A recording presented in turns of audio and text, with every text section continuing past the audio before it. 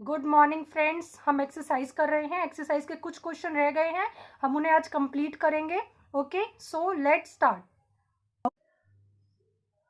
Fifth question है, देखो, check whether 6 raised to power n can end with the digit 0 for any natural number n। ठीक है, हमें check करना है कि जो 6 raised to power n है, जब हम उसका प्राइम फैक्टराइजेशन करें तो क्या वो जो डिजिट आएगी, ठीक है, वो अगर हम n की पावर कुछ पुट करते हैं तो क्या वो 0 पे एंड होगा या नहीं होगा। ठीक है, हमें ये प्रूव करना है। ठीक है, चेक करना है। तो देखो, सबसे पहली चीज हमें पता है कि अगर कोई भी डिजिट 0 पे एंड हो रही है, ठीक है, तो वो किस किस से डिविजिबल होगी, तो वो 10 से डिविजिबल होगी। ठीक है, अगर वो 0 पे एंड हो रही है तो वो 10 से डिवाइड होती होगी, तभी वो 0 पे एंड हो रही है। तो मैं क्या बोल सकती हूँ, देखो इसको हम लिखेंगे। ठीक है, इसको ऐसे लिखेंगे, if any number ends with 0, ठीक है, 0 पे एंड हो रही है, तो it should be divisible bye 10। Okay, ये चीज तो पता है आपको, अगर 0 पे एंड होगी तो 10 से डिवाइड होगी। अच्छा, हम 10 को और किस फॉर्म में लिख सकते हैं, 10 को आप 2 into 5 की फॉर्म में लिख सकते हो, दैट इज 2 into 5 की फॉर्म में लिख सकते हैं हम 10 को। ठीक है, कोई प्रॉब्लम नहीं है। अच्छा, अब क्या करते हैं हम, 6 raised to power n है ना, इसका प्राइम फैक्टराइजेशन करते हैं। अगर आप 6 का प्राइम फैक्टराइजेशन करो तो 6 को हम 2 into 3 लिख सकते हैं। Okay, and raise to power n, तो देखो 6 का हमने प्राइम फैक्टराइजेशन करा, वो 2 into 3 आया, तो इसमें कहीं भी 5 नहीं आ रहा। 2 तो आ रहा है लेकिन 5 नहीं आ रहा, तो 5 नहीं आ रहा है, तो इसका मतलब क्या कि जब हम 6 raised to power को करेंगे ना तो वो 0 पे एंड नहीं होगा। अगर 5 आता तभी वो 0 पे एंड होता। ठीक है, जब हम इसका प्राइम फैक्टर 5 आना चाहिए था, 5 नहीं आया, तो ये 0 पे एंड नहीं होगा। तो हम क्या देखते हैं, it is observed that 5 is not the prime factorization of 6 raised to power n. Prime factorization of 6 raised to power n, जो मैंने बोला वही लिख रही हूँ मैं। ठीक है, तो 5 क्या है, प्राइम फैक्टराइजेशन नहीं है 6 raised to power n का। हैंस क्या हो जाएगा, hence for any natural number, for, क्योंकि नेचुरल नंबर ही तो बोल रहा है, for any natural number n 6 raised to power n will not be, ठीक है, क्या होगा, will not be divisible by 5। ठीक है, अगर 5 नहीं आ रहा है इसके प्राइम फैक्टराइजेशन में, तो ये 5 से कैसे डिविजिबल होगा, 5 से नहीं होगा। सो या therefore 6 raised to power n cannot end with the digit 0 for any natural number. Okay, for any natural number n. Okay, क्या करा हमने, हमें क्या करना था, बताना था 6 की पावर n जो है वो 0 से एंड होगा या नहीं होगा। तो हमें कंडीशन पता है, अगर कोई भी नंबर 0 से एंड होगी तो वो 10 से डिविजिबल होनी चाहिए। तो 10 को हमने 2 into 5 की फॉर्म में लिख लिया। जब हमने प्राइम फैक्टराइजेशन करा 6 raised to power n का, तो वो 2 into 3 आया, 5 नहीं आया। अगर 5 नहीं आया तो जो 6 raised to power n होगा वो 5 से डिविजिबल भी नहीं होगा। अगर 5 से नहीं होगा तो वो 10 से भी डिविजिबल नहीं होगा। नेक्स्ट क्वेश्चन में हमें क्या करना है, हमें एक्सप्लेन करना है, 2 डिजिट्स गिवन है, ठीक है, अलग अलग, हमें एक्सप्लेन करना है कि ये कंपोजिट नंबर क्यों है। ठीक है, कंपोजिट नंबर है ये तो पता है, लेकिन क्यों है हमें एक्सप्लेन करना है। तो सबसे पहले हम एक डिजिट लेते हैं, क्या है, 7 into 11 into 13 प्लस 13।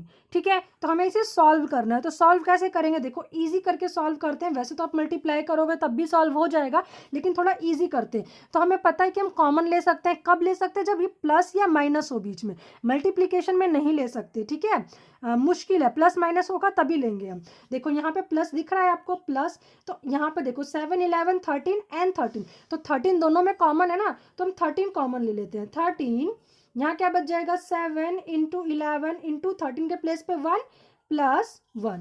ओके, हमने 13 कॉमन ले लिया, क्या हो जाएगा 13, 7 into 11 77 into 1 77 प्लस 1, क्या हो जाएगा 13 इंटू 78। अब क्या लिख सकते हो इसको 13 इंटू 78।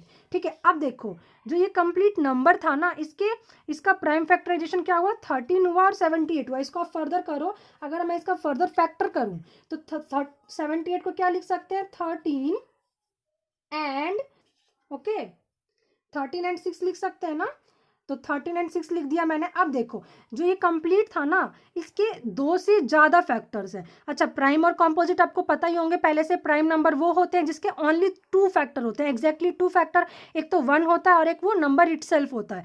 कॉम्पोजिट नंबर वो होते हैं जिसके 2 से ज़्यादा फैक्टर होते हैं। ठीक है, तो यहाँ पर देखो इसके 2 से ज़्यादा फैक्टर है, फर्दर आप करोगे तो 13 का हो जाएगा 1 एंड 13, इसका भी 1 एंड 13, इसका हो जाएगा 1 2 3 6 ऐसे हो जाएगा। तो इसके 2 से ज़्यादा फैक्टर है, hence this is a composite number. Okay, आप लिख सकते हो hence this is a composite number.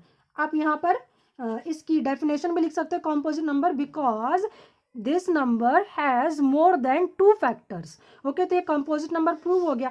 Same हम इसका सेकेंड पार्ट करते हैं, 7 into 6 into 5 into 4 into 3 plus 5। तो सबसे पहले हमें देखना है कि प्लस कहाँ है, तो प्लस देखो एंड में है तो 5 दिख रहा है, तो इसमें 5 है तो 5 कॉमन आ जाएगा 5। यहाँ क्या बचेगा 7 इंटू 6, 5 के प्लेस पे 1 हो जाएगा, 4 इंटू 3 इंटू 2 इंटू 1 प्लस 1।